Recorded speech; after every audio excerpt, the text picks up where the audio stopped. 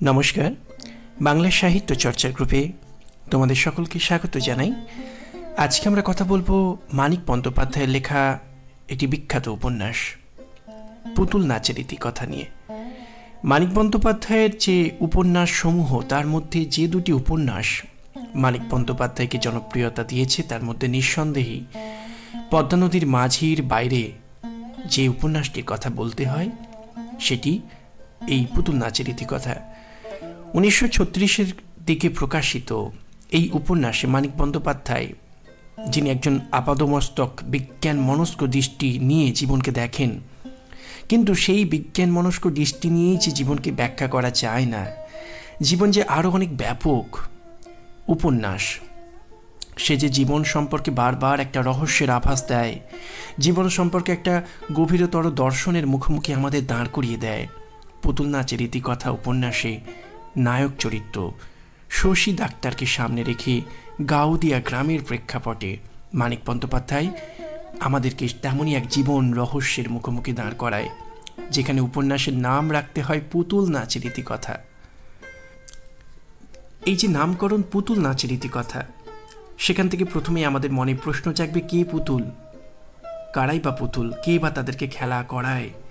আমরা তো পুতুল নাচ দেখেছি, সুতোর টানে এক অদৃশ্য শক্তির অঙ্গুলি হেলনে পুতুলেরা খেলা করে, তারা পারফর্ম করে, তাদের নিজস্ব কোনো কার্যকরিতা, নিজস্ব কোনো ভূমিকা নেই, তারা সুতোর টানে বাইরে থেকে তারা পরিচালিত হয়, তাদের নিজস্বতা বলে কিছু থাকে না। মানুষও তো তাই। আমাদের জীবনটাকে কি কোনো বিজ্ঞান দিয়ে, বাঁধা যুক্তি দিয়ে ব্যাখ্যা করা যায়? শশী গ্রাম থেকে অনেক দিন বাইরে ছিলেন, সে বাইরে থেকে পড়াশোনা করেছে ডাক্তারি বিদ্যায়, তাই বিজ্ঞান মনস্কতা তার চরিত্রের বৈশিষ্ট্য হবে, এটাই তো স্বাভাবিক। গ্রামে ফিরে এসেছে, কিন্তু বারবার গ্রাম জীবনে তার বিজ্ঞান মনস্কতার সঙ্গে গ্রাম জীবনে যে সকল ঘটনার সে সম্মুখীন হয়েছে, তাতে বারবার তার বিজ্ঞান মনস্ক দৃষ্টিভঙ্গি বারবার আঘাত পেয়েছে। জীবনটাকে যে বিজ্ঞান দিয়ে, যুক্তি দিয়ে বিচার করা যায় না, জীবন যে সব কিছুর বাইরে, কোনো এক অদৃশ্য নিয়তির অঙ্গুলি হেলনে যে মানুষের জীবন নিয়ন্ত্রিত হয়। এই গাউদিয়া গ্রামের প্রেক্ষাপটে নিজের পরিচিত আত্মীয় স্বজন, কাছের মানুষ থেকে শুরু করে এই গাউদিয়া গ্রামের প্রেক্ষাপটে বিভিন্ন চরিত্র সম্পর্কগুলোকে যেভাবে সে সামনে থেকে দেখেছে, তাতে তাকে বারবার এ কথাই উপলব্ধি করতে হয়েছে, তার বিজ্ঞান যুক্তি দিয়ে জীবনকে ব্যাখ্যা করা যায় না। এক অদৃশ্য শক্তির অঙ্গুলি হেলনে মানুষের জীবন নিয়ন্ত্রিত হয়। সেই জন্যই তো উপন্যাসের ভূমিকায় দ্বিতীয় সংস্করণে গ্রন্থ পরিচিতি অংশে বলা হয়েছে, পৃথিবীর এই বিরাট রঙ্গমঞ্চে মানুষ যেন শুধু পুতুল, কোন অদৃশ্য হাতের সুতো টানা পড়ে নে মানুষ নাচে, কাঁদে, কথা বলে। নদীর মতো নিজের খুশিতে গড়া পথে তার জীবনের স্রোত বয়ে চলে না, মানুষের হাতে কাটা খালি তার গতি। এই যে মানুষ ইচ্ছে মতো তার জীবনটাকে নিয়ন্ত্রণ করতে পারে না, মানুষ ভাবে এক আর বাস্তবে হয় আর এক, এটাই তো এই উপন্যাসে দেখা হয়েছে। এটাই তো বারবার শশী ডাক্তারকে তার নিজের জীবন সম্পর্কে এবং অন্যান্য চরিত্রগুলো, তাদের সম্পর্কগুলো, তাদের জীবনের পরিণতিগুলোকে দেখে এটাই তো বারবার জীবন সম্পর্কে, এই অভিজ্ঞতাতেই তো বারবার শশী ডাক্তারকে উপনীত হতে হয়েছে। গ্রামে ফিরছে শশী ডাক্তার, উপন্যাসের একেবারে শুরুতেই আমরা দেখতে পাবো। উপন্যাসের একেবারে শুরুতেই যে কথা বলছিলাম, যে গ্রামে ফেরার পথে শশী ডাক্তার বজ্রাঘাতে হারু ঘোষের মৃত্যুকে দেখেছে।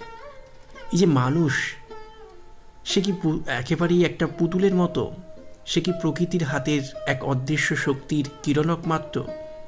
না হলে হারু ঘোষ, তার তো বাঁচার ইচ্ছে ফুরিয়ে গিয়েছিল না, হঠাৎ করেই তার জীবনের সমস্ত লীলা সাঙ্গ হয়ে গেল। চোখের সামনে এই মৃত্যু, গ্রামে ফেরার মুখে শশী ডাক্তারকে দেখতে হলো। জীবন সম্পর্কে একটা ভাবনায় তাকে উপনীত করলো একেবারে শুরুতেই, যে একটা মানুষ যে দিব্যি বেঁচেছিল, প্রকৃতির রোষে হঠাৎ করেই তার ভবলীলা সাঙ্গ হয়ে গেল।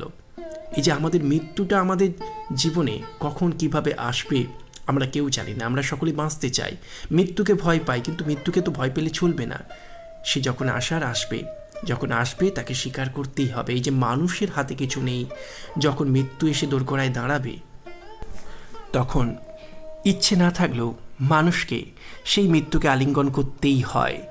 হারু ঘোষের মৃত্যু যেন জীবন সম্পর্কে একটা অনিশ্চয়তার বোধে প্রথমেই মানিক বন্দ্যোপাধ্যায়ের এই নায়ককে উপনীত করে। মানুষের জীবনটা, জন্ম মৃত্যুটা যে তার হাতে নেই, এই বোধটা দিয়েই শুরু হয় উপন্যাস। তারপর গাউদিয়া গ্রামে একে একে একাধিক চরিত্রের তাদের পারস্পরিক সম্পর্কগুলোকে দেখে আমরা দেখতে পাবো শশী ডাক্তারকে অনেক কিছু উপলব্ধি করতে হয়েছে। যদি তার নিজের জীবনের কথা বলা হয় তাহলে দেখব কুসুমের সঙ্গে তার একটা সম্পর্কের কথা আছে। কুসুম বিবাহিত, পরাণের স্ত্রী, কিন্তু পরাণকে নিয়ে সুখী ছিল না কুসুম। সে শশী ডাক্তারকে ভালোবাসত। তালবাগানের ধারে তাদের একটা ভালোবাসার সম্পর্কের একটা সূচনাও দেখানো হয়েছে, কিন্তু সেই সূচনা কি আমাদের শশী ডাক্তারের মধ্যে হয়েছিল? হয়তো হয়েছিল। শশী ডাক্তার তাকে প্রশ্রয় দেয়নি, হয়তো আশ্রয় দিয়েছিল। ঔপন্যাসিক তেমনই বলেছেন, কুসুমের সঙ্গে তার যে সম্পর্ক, যে ভালোবাসা, বারবার কুসুম তার টানে ছুটে আসতো তার সঙ্গে দেখা করবার জন্য একটিবার। কুসুম শশীকে ভালোবাসত, তার হৃদয়ে শশীর জন্য ভালোবাসা ছিল দুর্নিবার, কিন্তু শশী ডাক্তার বারবার কুসুমকে ফিরিয়ে দিয়েছে, আশ্রয় দিলেও প্রশ্রয় দেয়নি। অর্থাৎ গ্রামের সেবা করা, গ্রামের মানুষের পাশে দাঁড়ানো, এটাই যেন শশী ডাক্তারের একটা জীবনের স্বপ্ন হয়ে উঠেছিল। তাই ব্যক্তি জীবনের ভালোবাসা, ভালো লাগাগুলোকে সে গুরুত্ব দেয়নি। কিন্তু মানব চরিত্র তো বড্ড রহস্যময়। মানুষ যে কী চায় আর কী যে চায় না মানুষ আগে থেকে বোধহয় ধরতেও পারে না। তাই বারবার যে কুসুমকে সে ফিরিয়ে দিয়েছে, সেই কুসুম শশী ডাক্তারের জন্য নিজের হৃদয়কে সবসময় মেলে ধরেছিল। বারবার নিজের ভালোবাসাকে সে সাজিয়ে রেখেছিল শশী ডাক্তারের জন্য। হৃদয়কে বারবার মেলে ধরতে চেয়েছিল শশীর কাছে, কিন্তু বারবার যে শশী তাকে ফিরিয়ে দিয়েছে। একটা সময় এলো যখন কুসুমের হৃদয় থেকে শশীর জন্য ভালোবাসা চলে গেল। লোহা যতই গরম হোক একসময় তো ঠান্ডা হয়। শশীর প্রতি কুসুমের ভালোবাসাও একদিন তেমন করেই ঠান্ডা হয়ে গেল। যে কুসুম শশীকে এত ভালোবাসত, সেই ভালোবাসাও যেন একদিন হঠাৎ করেই, ধীরে ধীরে, হঠাৎ করে বললে ভুল হবে, বারবার আঘাত পেতে পেতে সেও যেন নিজেকে সংকুচিত করে নিল। কুসুম ছেড়ে গেল শশী ডাক্তারকে। আর শশী ডাক্তারকে যে মুহূর্তে কুসুম ছেড়ে গেল, শশী ডাক্তার নিজের অন্তরে কুসুমের প্রতি তার অন্তরের যে লুকিয়ে থাকা ভালোবাসা, তাকে সে আবিষ্কার করল। যে ভালোবাসাকে এতদিন সে দাম দেয়নি, যে ভালোবাসাকে বৃহত্তর মানব কল্যাণের স্বার্থে সে বারবার উপেক্ষা করেছে, সেই শশী ডাক্তারকে এবার উপলব্ধি করতে হলো তার জীবনটা কতখানি রুক্ষ হয়ে উঠল। যেখানে আমরা দেখতে পাবো উপন্যাসের শেষে তিল তিল করে নিজের স্বপ্নস্বরূপ যে হাসপাতাল সে গড়ে তুলেছিল, সেই হাসপাতালের দায়িত্ব নতুন ডাক্তারের হাতে ছেড়ে দিয়ে সে গ্রাম ছাড়তে চেয়েছে। গ্রামে তার আর মন টেকে না, কারণ গ্রামে যে আর কুসুম নেই, কুসুমের ভালোবাসা নেই। ফলে গ্রামের মধ্যে সে ঘুরে বেড়ায়, কিন্তু গ্রাম জীবন আর তার ভালো লাগে না। শেষ পর্যন্ত মানুষের প্রতি দায়িত্ব, ভালোবাসা, কর্তব্যের খাতিরে সে গ্রামে রয়ে যায়। কিন্তু ঔপন্যাসিক একটি চমৎকার কথা বলেন, যেখানে আমরা দেখতে পাবো যে শশী ডাক্তার সম্পর্কে উপন্যাসের শেষে মানিক বন্দ্যোপাধ্যায় বলছেন, মাটির টিলাটির উপর উঠিয়া সূর্যাস্ত দেখিবার শখ এ জীবনে আর একবারও আসিবে না শশীর। এই যে মাটির টিলার উপর দাঁড়িয়ে সূর্যাস্ত দেখত যে শশী, জীবনকে তাড়িয়ে তাড়িয়ে উপভোগ করত, জীবনটাকে পরিপূর্ণভাবে পেতে চেয়েছিল যে শশী ডাক্তার, আজ কুসুমকে হারিয়ে সেই জীবনটা তার কাছে একেবারেই মলিন হয়ে উঠল।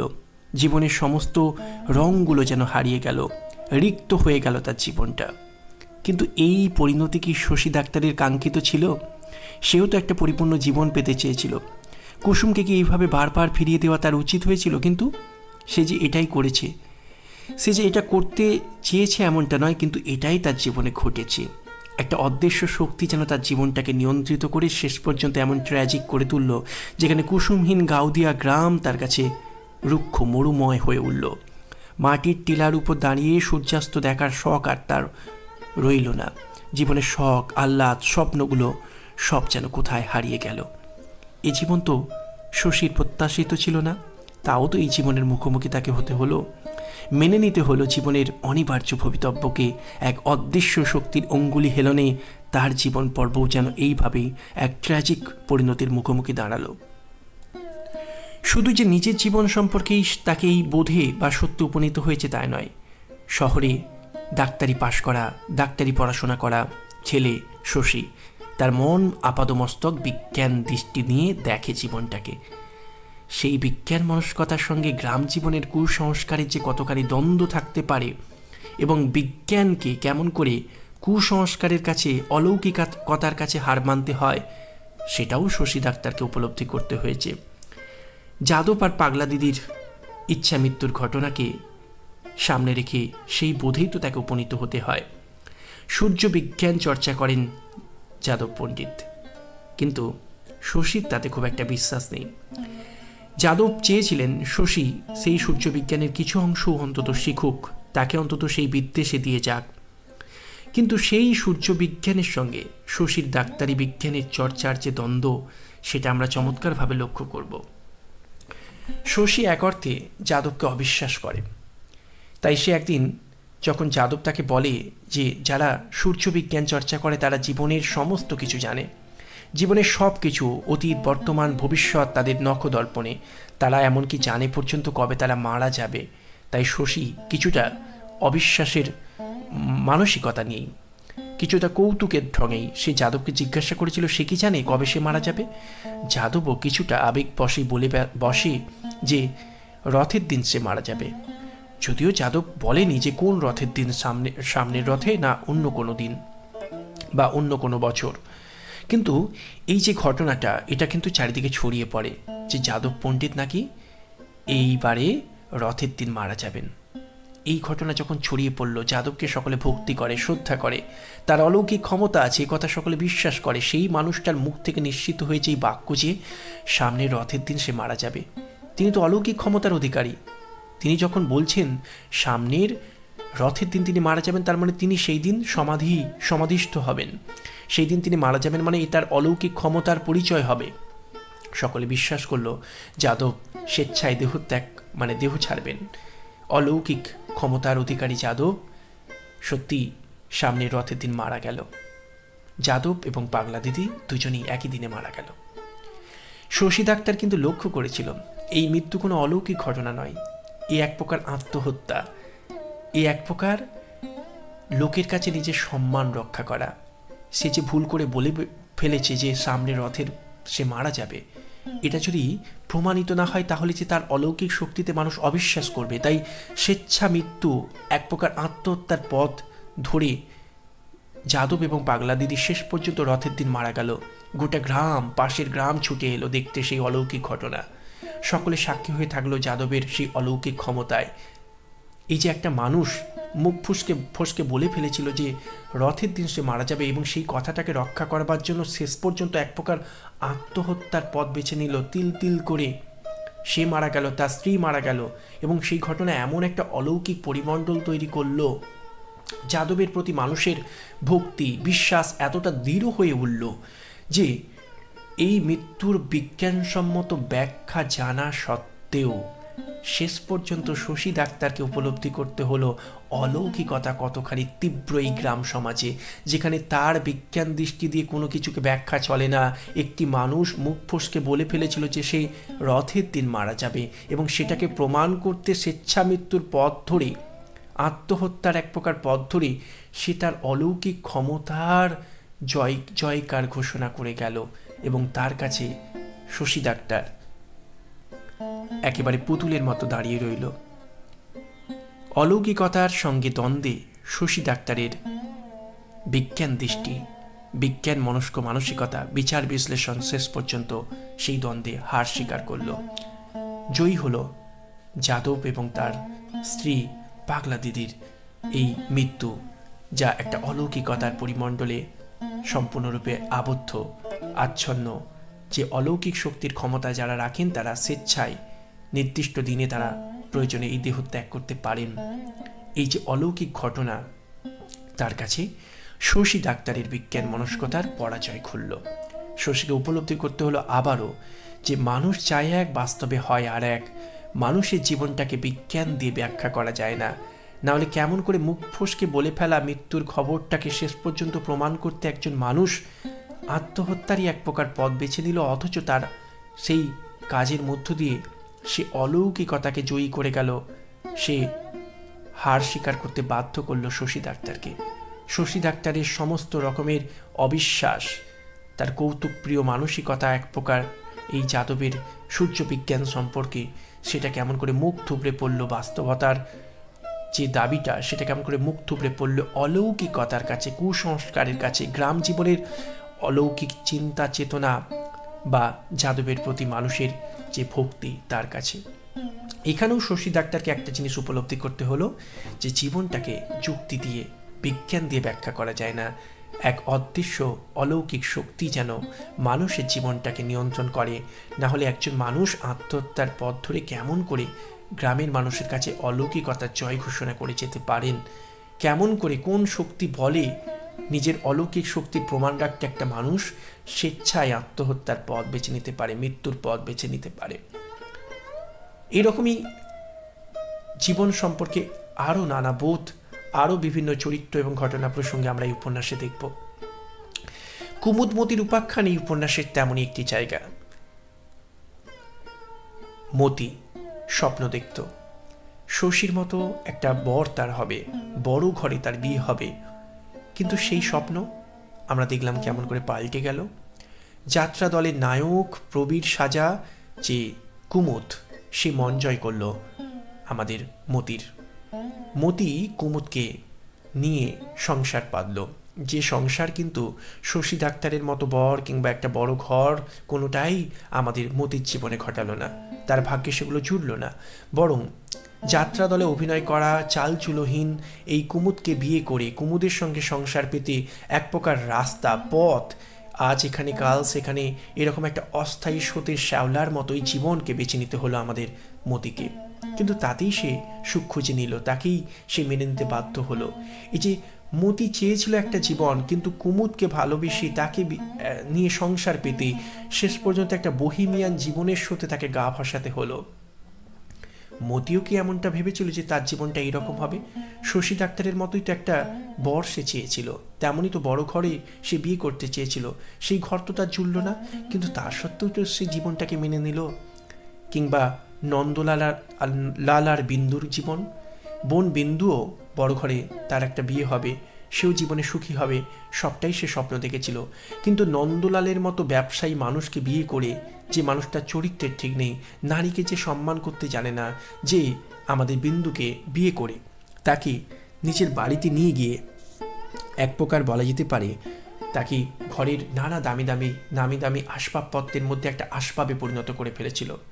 সে তাকে একটা পণ্যের মতো ভাবত, কিন্তু তারপরেও সেই মানুষটারই সংসার করবার জন্য যেন অন্তর থেকে একটা আবেগ, একটা প্রচণ্ড চাহিদা, একটা জেদ পেয়ে বসেছিল আমাদের বিন্দুকে। তাই শশীর ঘরে সে থাকতে চায়নি, দাদার কাছে সে থাকতে চায়নি, ফিরে গেছে সেই নন্দলালের সংসারে। এই যে নারী চরিত্র কত রহস্যময়, সে চায় এক কিন্তু বাস্তবে হয় আর এক, সেটাকেই সে মেনে নেয়।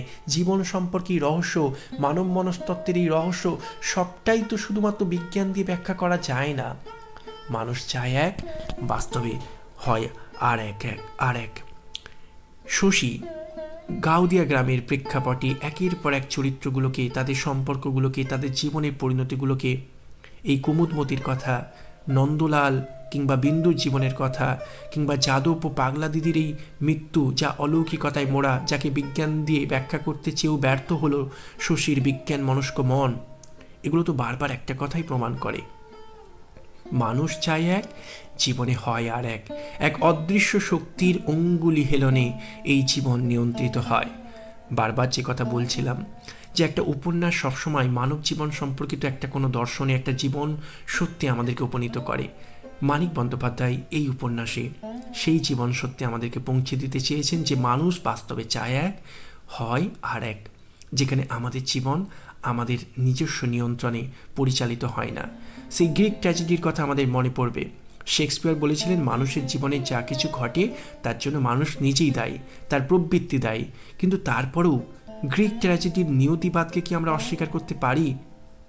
আমরা তো দেখেছিলাম যে সেখানে সফোক্লিসের অওদিপাউস নাটকে রাজা অওদিপাসের জীবন কথা, তার সম্পর্কে এই নিয়তি বলা যেতে পারে যে এই দৈববাণী হয়েছিল যে সে তার বাবাকে হত্যা করে মাকে বিবাহ করবে।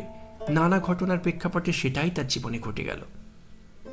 এই যে জীবনের ঘটনাগুলোকে ব্যাখ্যা করা যায় ঠিকই, কিন্তু শেষ পর্যন্ত সব কিছুকে ভেঙে দিয়ে যেন এক অদৃশ্য শক্তির অঙ্গুলি হেলনে আমরা যেন এই পৃথিবীর রঙ্গমঞ্চে এক একটা অভিনেতা মাত্র পরিণত হই, যেখানে আমাদের জীবনের কি ঘটবে কি ঘটবে না সবটাই যেন নির্দেশক আর একজন আড়ালে থাকা নাটককারের লেখা নাটকের যে ফর্মুলা সেই অনুযায়ী নিয়ন্ত্রিত হয়। আমরা রঙ্গমঞ্চে ততক্ষণ অভিনয় করব যতক্ষণ পর্যন্ত আমার পার্ট থাকবে। তাই হারু ঘোষ সে জানতো না হঠাৎ করেই বজ্রাঘাতে তাকে মরতে হবে। আবার কুমুদ মতির যে উপাখ্যান, মতিও জানতো না শেষ পর্যন্ত বড় ঘর নয় ওই ভবঘুরে কুমুদের সঙ্গেই তাকে পথে ঘাটে দিন কাটাতে হবে। এই যে জীবনটা আগে থেকে হিসেব করে নিয়ে চলা যায় না, জীবনটা আগে থেকেই যেন রচিত হয়ে গেছে এক অদৃশ্য শক্তির অঙ্গুলি হেলনে এই জীবন নিয়ন্ত্রিত হয়, সেটাকে ব্যঞ্জিত করতেই তো মানিক বন্দ্যোপাধ্যায় উপন্যাসের নাম রাখলেন একটি ব্যঞ্জনাধর্মী নাম, পুতুল নাচের ইতিকথা। পুতুল নাচের ইতিকথা নিয়ে আজকের আলোচনা এখানেই সমাপ্ত। আলোচনা ভালো লাগলে অবশ্যই আমাদের চ্যানেলটির সঙ্গে থাকবেন। বাংলা সাহিত্য চর্চার সঙ্গে থাকার জন্য সকলকে ধন্যবাদ জানাই।